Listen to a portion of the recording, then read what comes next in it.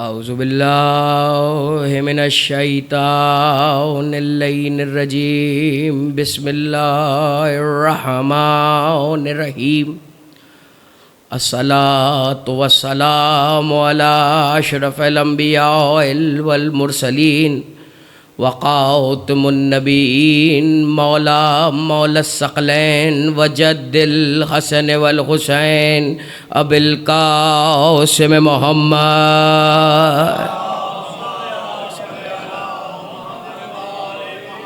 وأہل بیت الطیبین الطاہرین المعصومین المظلومین اما بعد فقط قال سبحانہ وتعالی فی کتابہ المجید وفرقانہ الحمید وقولہ الحق بسم اللہ الرحمن الرحیم ان اللہ مع الصابرین صلوات بلند آواز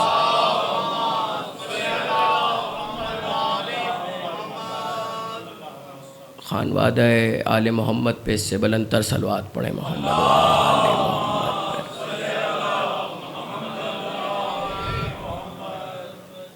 انتہائی واجب الاحترام قبلہ ڈاکٹر محمد حسین اکبر صاحب کی تشریف آوری پہ متشکر ہوں. ان کی ہستی نہ صرف ملت تشیع کے لیے ایک رہنما کی حیثیت رکھتی ہے بلکہ یہ ایک ہماگیر شخصیت ہیں جن سے فیض بین المذاہبین کے لوگ اٹھا رہے ہیں. اور جہاں تک جناب کی شہرت کی بات ہے تو یہ بات بچے بچے کو پتہ ہے میرے مسلک کے کہ آل محمد کسی کا قرض نہیں رکھتے. آپ ان کی راہ میں ایک قدم آگے بڑھائیں یا یوں کہوں کہ قبلہ علامہ اظہر حسن زیدی صاحب اللہ مقامہ کہا کرتے تھے کہ در آل محمد وہ در ہے کہ یہاں اگر 1 روپیہ کوئی دے گا تو جواب میں اتنا ملے گا کہ گنتی ختم ہو جائے گی لیکن یہ نہیں پتہ چلے گا کہ ملا کتنا ہے. اور یہاں ملنے سے مراد صرف مال نہیں ہے، معرفت بھی عطا کرتے ہیں، علم بھی عطا کرتے ہیں.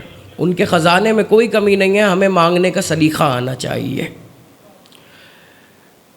عزیز گرام قدر، عشرہ اربعین کی نویں تقریر آپ حضرات سماعت فرما رہے ہیں منہاج الحسین لاہور میں. میں نے سرنامہ کلام میں ایک معروف ترین آیت آپ کے سامنے پیش کرنے کی سعادت حاصل کی ہے. ان اللہ مع صابرین، اللہ صبر کرنے والوں کے ساتھ ہے. توجہ ہے میری جانب؟ اللہ صبر کرنے والوں کے ساتھ ہے. اس کا مطلب حمایتی ہے میرا پروردگار صابرین کا.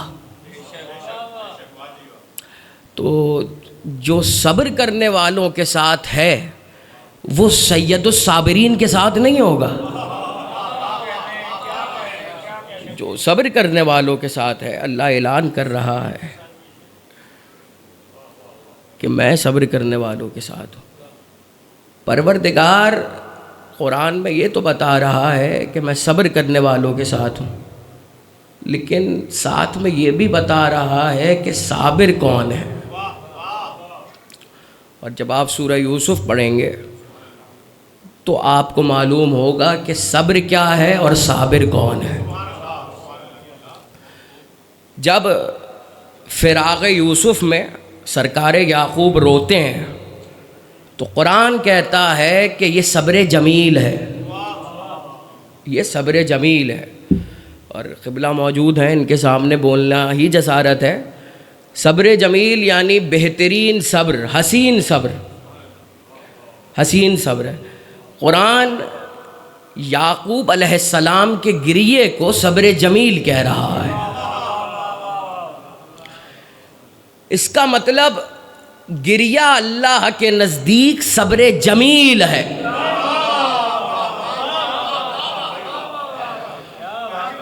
اللہ کے نزدیک، پروردگار دو عالم کے نزدیک گریہ صبر جمیل ہے. خوبصورت صبر وہ ہے کہ جو گریے کے ذریعے کیا جائے. اچھا اس سے ایک اور بات پتہ چل گئی، گریہ دہشت گردی نہیں ہے، گریہ احتجاج ہے، اور اس طرح کا احتجاج ہے کہ جب یہ ظلم کے مقابل آتا ہے تو احتجاج بن جاتا ہے، مظلوم کے حق میں آنسو بہتا ہے تو اللہ صبر کہتا ہے.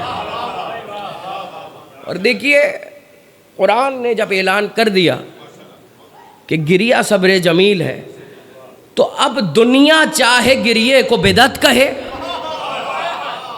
یا کچھ کہے، رہے گا وہ صبر جمیل ہی.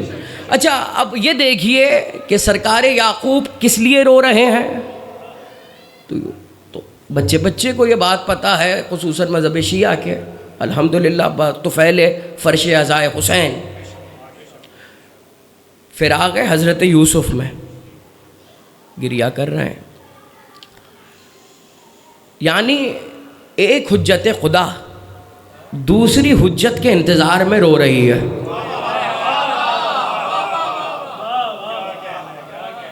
اور دیکھیے نبی ہیں تو یہ بھی علم رکھتے ہیں کہ یوسف حیات ہیں، دنیا میں موجود ہیں. یعنی سرکار یعقوب کو یہ معلوم ہے کہ یوسف زندہ ہیں، پھر بھی زندہ پہ رو رہے ہیں، زندہ پہ گریہ کر رہے ہیں. اس کا مطلب کہ اس آیت نے اور اس جملے نے کہ اللہ نے، قرآن کی اس گفتگو نے کہ اللہ نے یعقوب علیہ السلام کے صبر کو صبر جمیل قرار دیا. اور جب ہم نے نظر کی کہ یعقوب علیہ السلام ایسا کیا کر رہے تھے کہ ان کے عمل کو صبر جمیل کہا گیا، تو ہم کیا دیکھتے ہیں، وہ دو کام کر رہے تھے. ایک حجت کا انتظار کر رہے تھے، دوسرا فراق حجت میں رو رہے تھے، یہ جانتے ہوئے کہ وہ حیات ہیں. کل کی تقریر اگر آپ کو یاد ہو تو صاحب العصر پہ بات رکی تھی. اس کا مطلب مسئلہ قرآن نے حل کر دیا. سرکار یعقوب معصوم ہیں، نبی ہیں، علم غیب رکھتے ہیں، پروردگار کی طرف سے ان کو یہ تجلی ملی ہوئی ہے کہ انہیں معلوم ہے کہ یوسف حیات ہیں، زندہ ہیں، ایک حجت کا انتظار کر رہے ہیں. یعنی اور کسی کی سنت ہو نہ ہو، کم سے کم یعقوب نبی کی سنت تو ہے کہ حجت کا انتظار کیا جائے اور حجت کے فراق میں آنسو بہائے جائیں. اور دوسری چیز یہ واضح ہو گئی کہ زندہ پہ گریہ کرنا سنت انبیاء ہے. اسی لیے جب ہم یہ کہتے ہیں کہ امام حسین شہید ہیں، تو جو لوگ یہ کہتے ہیں شہید تو زندہ ہوتا ہے، زندہ پہ تو گریہ نہیں کیا جاتا ہے، کم سے کم قاری قرآن جس قرآن کو پڑھتے ہیں اس کے ترجمے کو بھی ایک بار پڑھ لیں. یوسف حیات تھے، یعقوب گریہ کرتے رہے، یہاں تک کہ اتنا گریہ کیا کہ دونوں آنکھوں کا نور ختم ہو گیا. اس کے بعد کیا ہوا آپ سارا واقعہ جانتے ہیں، صرف مجھے بتانا ہے اشارے میں کہ جب سرکار یوسف کی قمیص سرکار یعقوب تک پہنچی تو انہیں اس قمیص سے شفا ملی. ایک جسارت کرنا چاہتا ہوں، پروردگار کیا تو شفا دینے کے لیے نعوذ باللہ من ذالک قمیص کا محتاج ہے؟ تو آواز آئے گی ہذیان نہ پکو، جو محتاج ہو وہ پروردگار نہیں ہوتا. لیکن پھر کیا معاملہ ہے کہ قمیص آئی ہے حضرت یوسف کی تو شفا ملی ہے. اللہ بتانا چاہ رہا ہے کہ میں نبیوں کو بھی بغیر وسیلے کے شفا نہیں دیتا.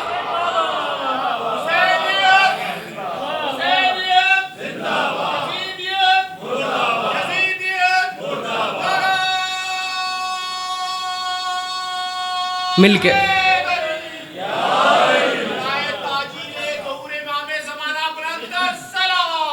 اللہم صلی علی محمد وآلہ. میرے معزز سامعین توجہ ہے، بزرگوں سے تو میں دعائیں لینے کے لیے خطاب کر رہا ہوں، خطاب تو نوجوانوں سے، ان کو تو سبق ہی سنا رہا ہوں میں. تو یہ بات تو طے ہو گئی کہ گریہ صبر جمیل ہے. اچھا اب ایک سوال مجھے پوچھنا ہے.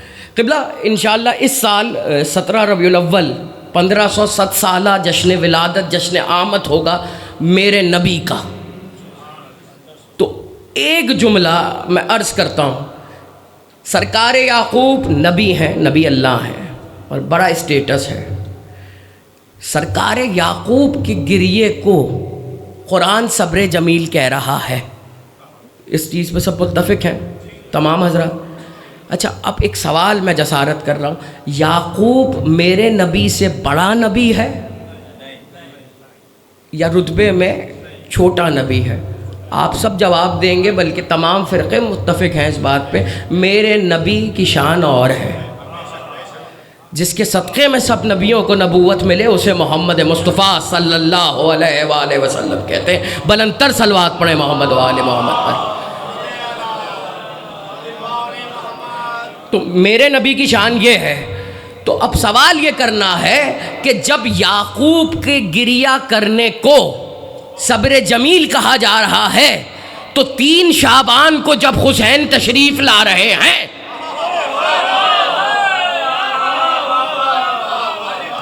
3 شعبان کو جب ابا عبداللہ تشریف لا رہے ہیں اور دستے محمد پر آ رہے ہیں، یا یوں کہوں کہ دستے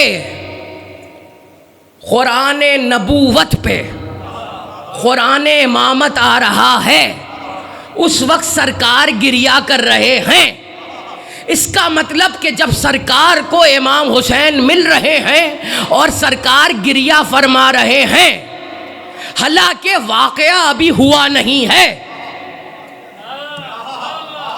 واقعہ ابھی ہوا نہیں ہے. جبریل نے آ کے اطلاع دی ہے کہ یہ مصائب نہیں پڑھ رہا ہوں، ایک پہلو عرض کر رہا ہوں آپ کی خدمت میں. اطلاع دی ہے کہ یہ آپ کا نواسہ تنہا مارا جائے گا کربلا کے میدان میں، مصائب نہیں ہے. تو گریہ ہو رہا ہے. اب کوئی سرکار سے یہ پوچھنے کی جسارت کرے، سرکار نواسہ ابھی صحیح و سلامت ہے، صحیح و سالم ہے، آپ گریہ کیوں کر رہے ہیں؟ پتہ چلا گریہ صرف ہوئے واقعات پر نہیں ہوتا، ان واقعات پہ نہیں ہوتا جو رونما ہو چکے ہیں، ان واقعات پر بھی ہوتا ہے جو ہونے والے ہوتے ہیں.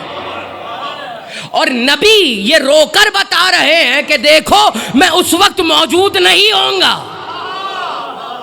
تو میں گریہ کر کے تمہیں بتا رہا ہوں کہ غم حسین میں رونا میری سنت ہے، سرکار کی سنت ہے. اچھا تو اب مجھے نہیں پتا، سرکار یہ ماشاءاللہ سے لاہور ہے. ایک مصرع سرکار ہم نے کراچی میں بڑے اپنے بچپن میں سنا، آپ نے یقیناً یہاں بھی سنا ہوگا، ہم زندہ و جاوید کا ماتم نہیں کرتے. ایک زمانہ تھا کہ جب دیواروں پہ بھی یہ شعر، یہ مصرے لکھے ہوتے تھے، ایسا ہی ہے، اور زینت بنتے تھے، ہم زندہ و جاوید کا ماتم نہیں کرتے. کوئی یہ بات جا کے یعقوب سے کہے تو ہو سکتا ہے کوئی یہ جواب دے بھئی انہوں نے ماتم تھوڑی کیا تھا، چلیں گریہ تو کیا تھا، آپ گریہ ہی کر لیجئے. شہید نہیں مرتا، قرآن کا اعلان ہے. اور دیکھیے عجیب معاملہ ہے غم حسین کا اور پروردگار کا. شاید میں نے دوسری تقریر میں عرض کیا تھا کہ جب محضر نامے کی بات آئی تو ہر حجت نے پنجتن پاک میں سے کہا کہ ہم کیا کیا دیں گے، لیکن جو مادر حسین ہیں انہوں نے ایک ذمہ داری لی اور کہا کہ جب تک ایک ایک عزادار جنت میں نہیں چلا جائے گا تو میں جنت میں داخل نہیں ہوں گی. انعام سے نوازا گیا ہے، سرکار نے بھی انعام دیا شفاعت کا، جناب امیر نے بھی کوثر کی بشارت دی، امام حسن مجتبیٰ نے بھی کہا میں سردار ہوں جنت دوں گا، یعنی انعام ملا.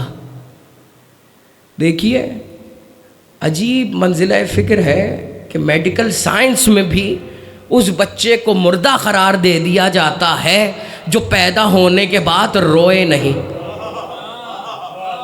ایسا ہے یا نہیں ہے؟ پڑھا لکھا مجمع ہے میرے سامنے، ایسا ہی ہے.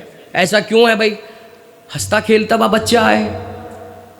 کہا نہیں، فطرت اللہ نے رکھ دی ہے۔ اب ایک بات یاد دلاؤں، کیا بات یاد دلاؤں؟ ہم نے ہر بچہ فطرت اسلام پر پیدا کیا ہے۔ میرے ساتھ ہو جائیے گا ذرا، ہم نے ہر بچہ فطرت اسلام پر پیدا کیا ہے۔ اچھا فطرت کیا ہے؟ یہ تو میڈیکل سائنس بھی مانتی ہے کہ جو بچہ پیدا ہونے کے بعد نہ روئے یا روتے ہوئے پیدا نہ ہو اس کو مردہ قرار دیا جاتا ہے۔ اس کا مطلب فطرت اسلام یہ ہے کہ روتا ہوا بچہ آئے۔ جملہ تبدیل کر کے کہتا ہوں، فطرت اسلام رونا ہے، اور جب رونا کسی عظیم مقصد کے لیے ہو جائے تو اس کے اجر و ثواب میں بھی بے حساب اضافہ ہو جاتا ہے۔ اور پھر غم حسین سے بڑا کون سا مرحلہ آئے گا جہاں پہ آنسو لینے خود نبی کی بیٹی آ رہی ہے۔ ایک صلوات پڑھیں بلند آواز سے محمد و آل محمد میں۔ توجہ ہے میرے عزیزان گرامی؟ تو یہ بات تو طے ہے کہ رونا دلیل حیات بھی ہے۔ کبھی کسی شاعر نے کہا تھا رونا گناہ نہیں ہے، دلیل حیات ہے۔ جو روتا ہے اسے زندہ سمجھا جاتا ہے۔ یعنی یہاں ایک اور مسئلہ حل ہوا، زندگی کی دلیل رونا ہے، زندہ رہنے کی دلیل رونا ہے۔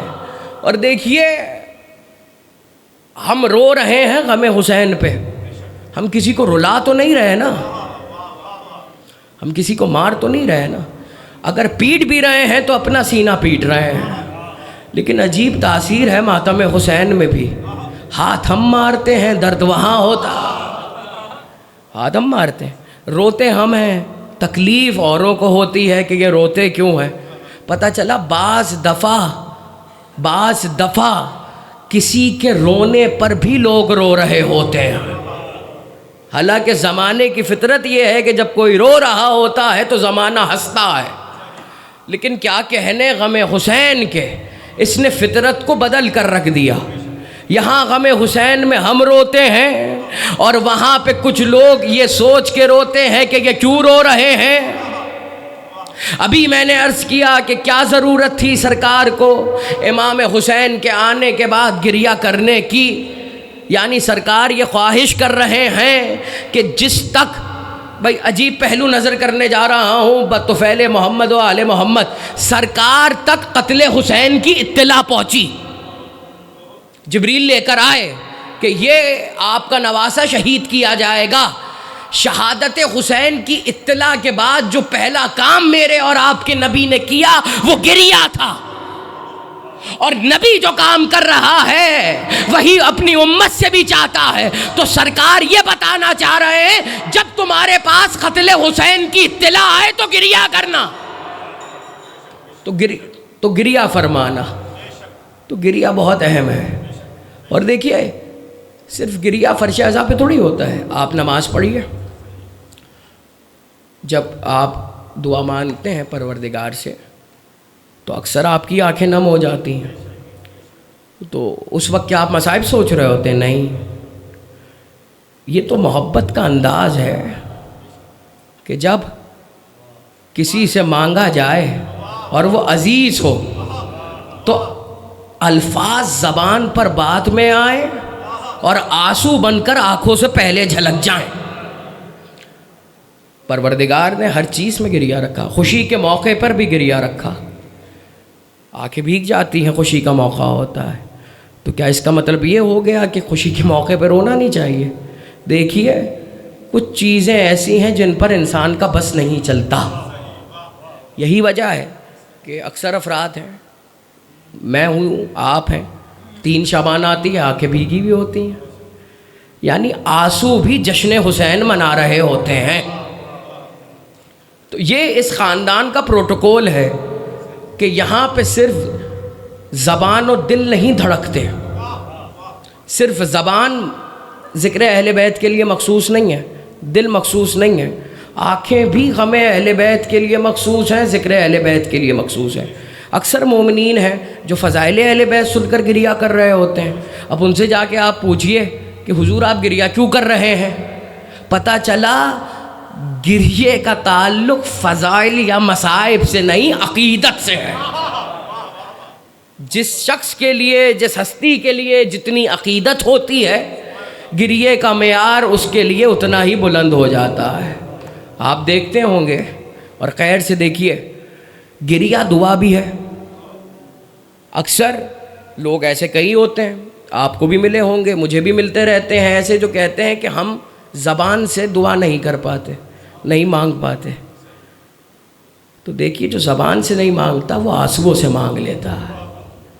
پروردگار اس بات کا، نعوذ باللہ، پروردگار کو اس کی ضرورت تھوڑی ہے کہ یہ میرا بندہ زبان سے مانگے گا تو دوں گا۔ آنسو کئی جگہ الفاظ کا بھی کام کر دیتے ہیں، جب ذکر پروردگار میں جھلک آتے ہیں، اور اس وقت الفاظ کی محتاجی نہیں رہ جاتی، دعا مانگ لی جاتی ہے۔ اور دعا کا ذکر آ ہی گیا ہے تو خیر سے آج 14 اگست ہے اور یوم آزادی ہے۔ پروردگار میرے وطن عزیز کو، پاکستان کو سلامت رکھے، اپنی حفظ و امان میں رکھے، اور بے شک اسلامی مملکت ہے۔ اور دیکھیے، عجیب مرحلہ ہے کل، کیونکہ میں بھی یہاں اتفاق سے لاہور میں تھا، آپ کے شہر میں تھا، تو مجھے کہیں جانا تھا تو راستے میں مینار پاکستان پڑا۔ اب وہاں میں 2 گھنٹے ٹریفک جام میں پھنس گیا، دیکھیں۔ لیکن کسی نے یہ نہیں کہا کہ 14 اگست کی ریلی پہ پابندی لگے گی، حالانکہ میرے ساتھ گھنٹوں لوگ انتظار کر رہے تھے۔ اور کمال بات یہ ہے کہ زیادہ تر لوگوں کے ہاتھ میں باجے بھی تھے، اور کئی ایسی چیزیں تھیں جن سے دوسروں کو تکلیف ہوتی ہے، اور سیلنسر بھی بائک کے نکلے ہوئے تھے، اور بڑی آوازیں تھیں، تو تکلیف تو ہو رہی تھی، اور تکلیف ہوتی بھی ہے۔ لیکن کسی سال یہ اعلان نہیں ہوتا کہ بھئی باجوں پہ پابندی لگے گی، یا بائک کے سیلنسر نہ نکال کے چلائیں۔ لیکن یہ کیا بات ہے، جیسے ہی چہلم قریب آتا ہے تو آپ یہ کہتے ہیں کہ جی مشی پہ پابندی لگے گی۔ چلیں، آپ مشی پہ پابندی لگا دیں تو جلوس میں کیا پرواز کر کے جائیں گے؟ سب جانا تو چل کر ہی ہے۔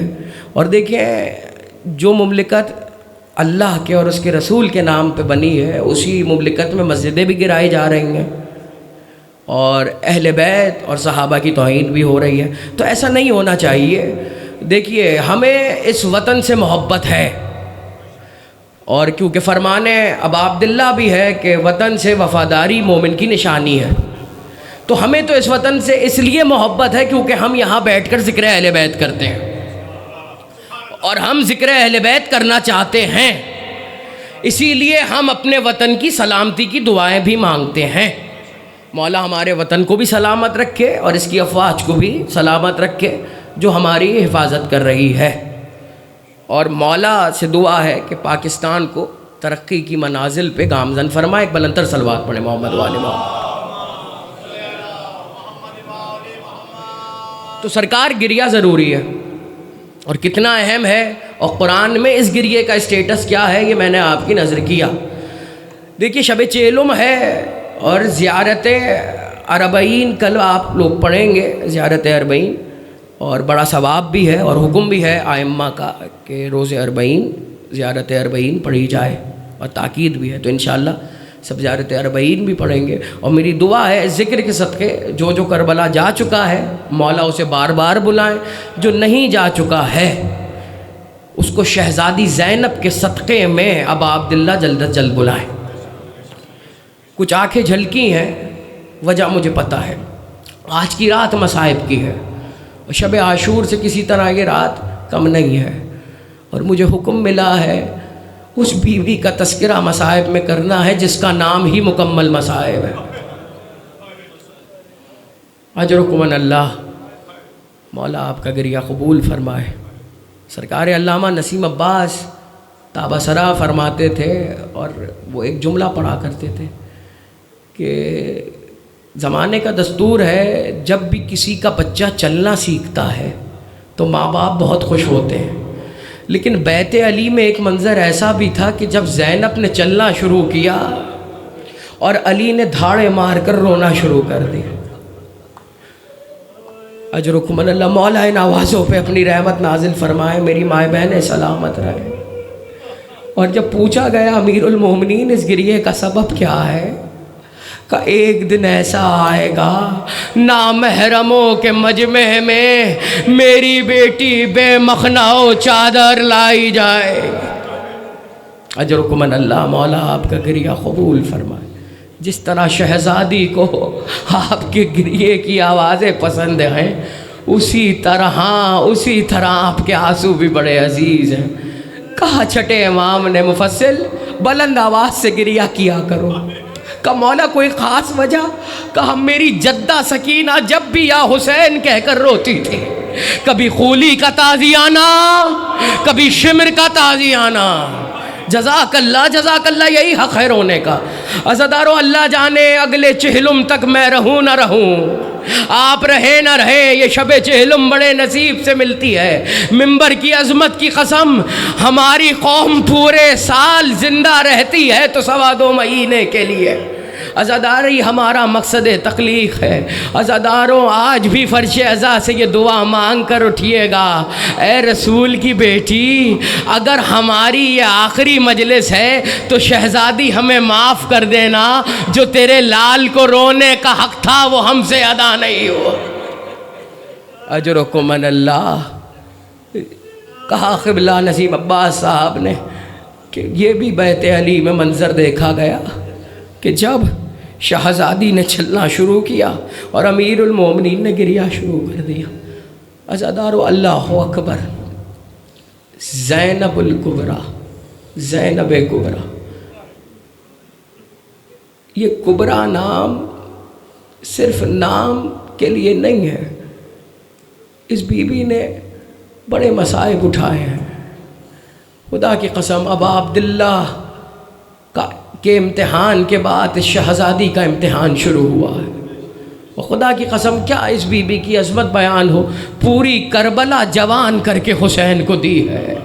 اسی بی بی نے عباس کو پالا، اسی بی بی نے علی اکبر کو پالا، اسی بی بی نے اون و محمد کو پالا، یعنی پوری کربلا جوان کر کے ابا عبداللہ کو دی ہے۔ عزادارو سوچو کسی ماں کے دل پر کیا گزرے گی جب وہ ان بچوں کے لاشیں دیکھے گی جنہیں اس نے پالا ہو۔ عزادارو اس بی بی نے ایک بچے کا لاشا نہیں دیکھا، اس بی بی نے عباس کے کٹے ہوئے بازو بھی دیکھے، اس بی بی نے اکبر کے کلیجے میں سنا بھی دیکھی، اس بی بی نے اون و محمد کے لاشیں بھی دیکھے۔ ارے غضب ہے، اس بی بی نے قاسم کا پامال شدہ لاشا بھی دیکھا۔ اجرکم اللہ، یہی حق ہے گریے کا۔ یہ بچے آباد رہے جو رو رہے ہیں، یہی تہذیب عزاداری ہے۔ اور میں اکثر ممبر سے کہا کرتا ہوں، اہل عزا کی اصل دولت مال و گاڑی، مال و گھر نہیں ہوتا، یہ تہذیب ہوتی ہے کہ فرش عزا پر ہماری اولاد بھی ویسے گریہ کرے جس طرح ہمارے بزرگ گریہ کرتے تھے۔ عزادارو المختصر آپ سنتے ہیں ذاکرین سے، خطبہ سے، کہ ہمارے ہی درمیان میں وہ امام ہوتا ہے جو 40 برس خون رویا ہے۔ عزادارو وقت آخر تھا، کتب میں یہ روایات موجود ہیں، وقت آخر ہے میرے امام کا، میرے اور آپ کے چوتھے امام کا، اور مولا یہ دعا کر رہے ہیں، مولا یہ بات کہہ رہے ہیں، بابا حسین مجھے معاف کیجئے گا، جو آپ کے گریے کا حق تھا مجھ سے وہ ادا نہیں۔ اجرکم اللہ، مولا آپ کا گریہ قبول فرمائے۔ عزاداروں شہزادی زینب کی کس کس شہادت کا ذکر کیا جائے؟ پہلی شہادت زینب کی تب ہوئی ہے میری شہزادی کی جب بہن نے 70 قدم کے فاصلے سے اپنے ماں جائے کے گلے پہ خنجر رواں دیکھا۔ عزاداروں کیا قیامت کا منظر تھا۔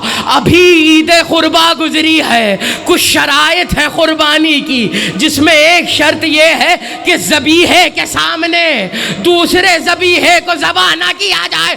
ہائے حسین کی غربات، 70 قدم کے فاصلے سے سگی بہن۔ اجرکم اللہ،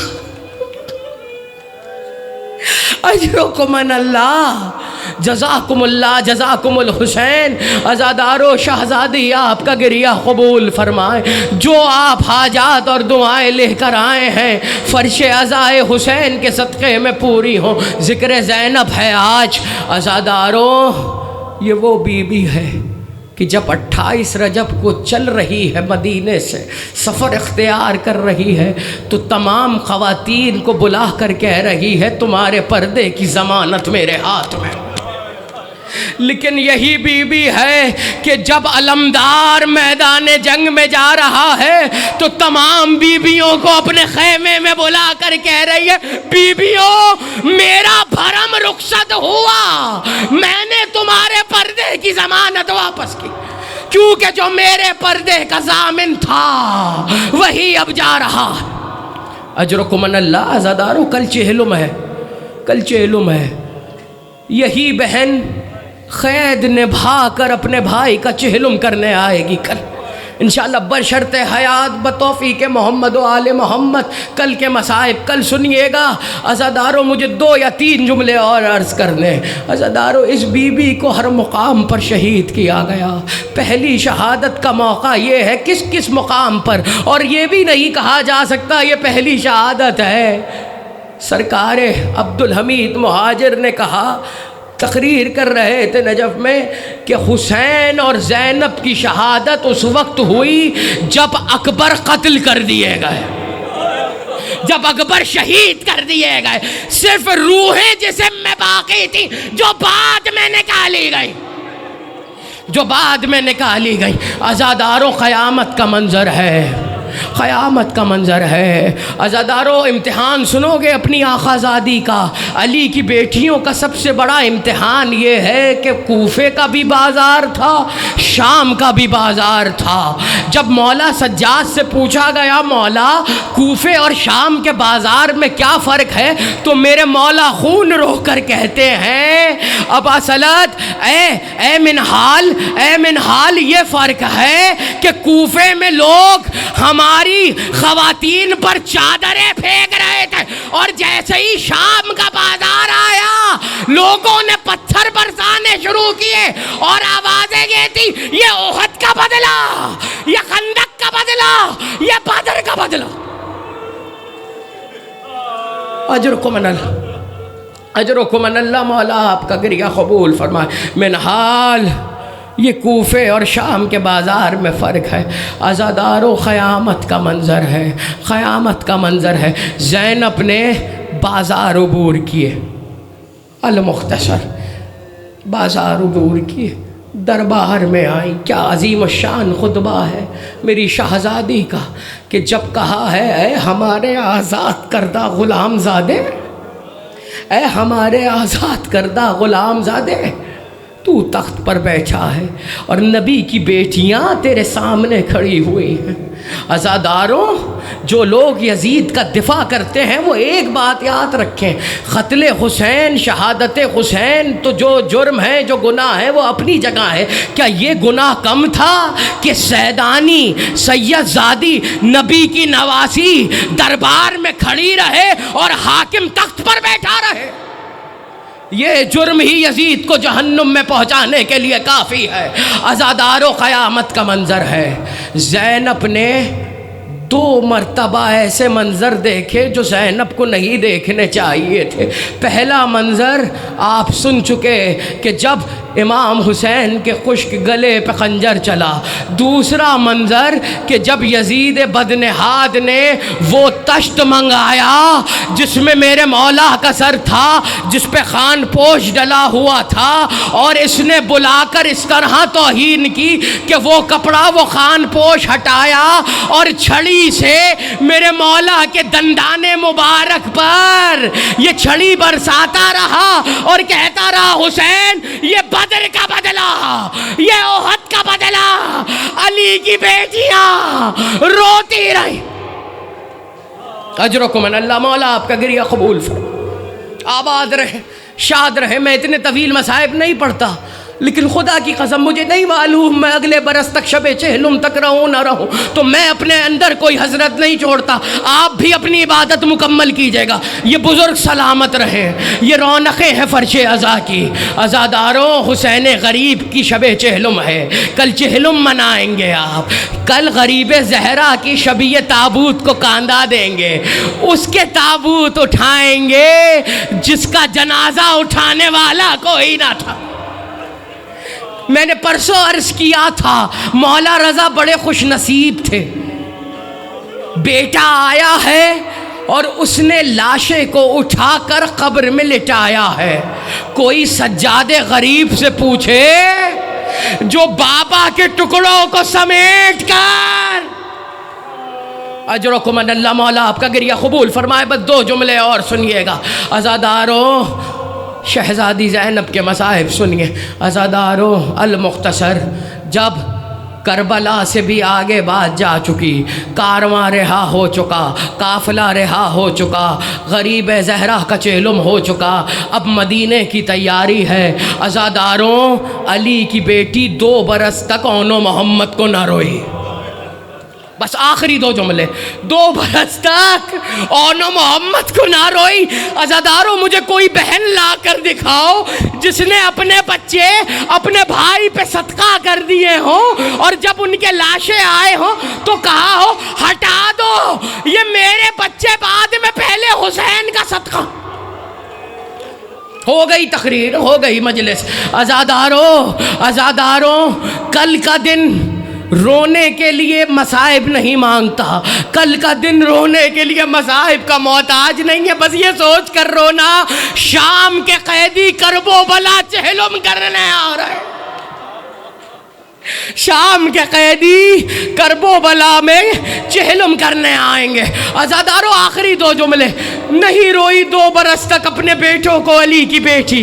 عزاداروں، جب آئی ہے نا اپنے گھر، عبداللہ ابن جعفر طیار لے کر آئے ہیں شہزادی، اب اپنے گھر چلیے۔ عزاداروں، 2 برس تک نہیں روئی تھی زینب، لیکن جیسے ہی اون و محمد کے حجرے پہ نظر پڑی اور وہاں ننھے بستر رکھے ہوئے دیکھے، منہ پیٹ کر کہا ہائے میرے لال، ہائے اون و محمد، ماں تم کو نہ رو سکی۔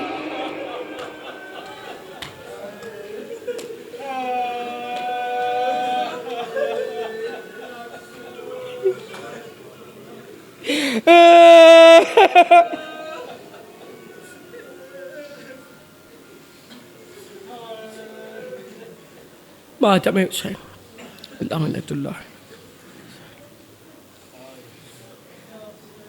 یا زہرا، یا زہرا، یا زہرا، یا زہرا۔